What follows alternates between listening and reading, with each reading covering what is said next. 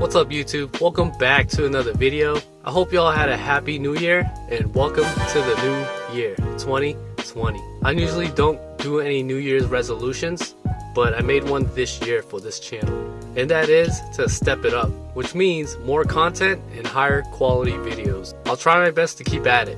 With that being said, let's move on.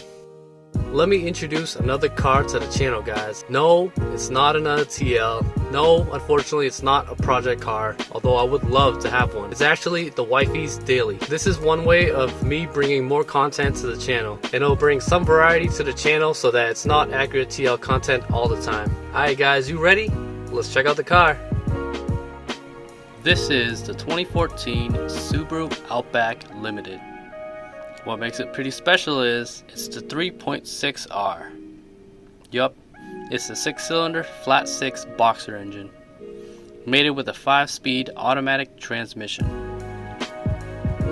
Has the Subaru symmetrical all-wheel drive, gets about 18 City MPG and 25 Highway MPG. Not too shabby for the weight. Power is pretty good too, with 256 horsepower and 247 foot-pounds of torque. It's a lighter blue color and has brown leather interior with some wooden trim accents. Pretty much the highest model Outback you can get. Has most of the dealer options, so I'm not going to go too deep into it, but most notable is the keyless system and eyesight system. If you don't know about it, the eyesight system is basically an advanced driver assist feature. Has lane assist, adaptive cruise control, pre-collision braking, pretty cool stuff. Not the most reliable at times, but still good to have nonetheless. Okay, so why did me and the wifey buy this car instead of other options? It's pretty simple. It's because of the wifey. She's very particular about what type of car she wanted to drive. And when I say that, I mean the looks, the driving experience, and the feature set of the car. Didn't really have to do with the car brand or anything like that. We test drove a ton of cars, and Outback checked off all the boxes. There were other cars that we would have considered, but they were just out of our budget, unfortunately. We also went with the Outback instead of the Legacy because of the space and the higher footprint.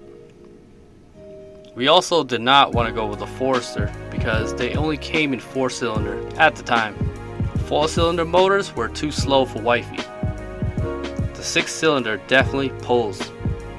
To me, it's a big difference. Also, the 6-cylinder does not come with a CVT transmission, which is great for me actually.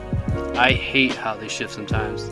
I drove my brother's 2.5 Legacy and I did not enjoy how it drove. As for mods, it doesn't really have anything at the moment, although I do have some parts I need to install. I only plastic dipped the front grille. I've basically kept it stock for now. It has to be the most reliable. We use this car as the main family car. I am still searching for a set of wheels for this car, but it's tough because the wifey isn't the best driver at times. So whatever wheels I get, I have to make sure it has a good meaty tire to help reduce curb rash. I've worked in this car already. It's more maintenance stuff, but I'll go over that in another video. If you guys know any family friendly mods for the Outback, let me know in the comments below. I would love to do more mods to this thing. No loud exhausts or slamming it, unfortunately. Alright guys, thanks for watching the video. I finally hit the 200 subscriber mark and I'm amazed how the channel is growing. Leave a like if you enjoyed this video. Don't forget to subscribe for more TL and Subaru content. I'll catch y'all in the next one. Peace.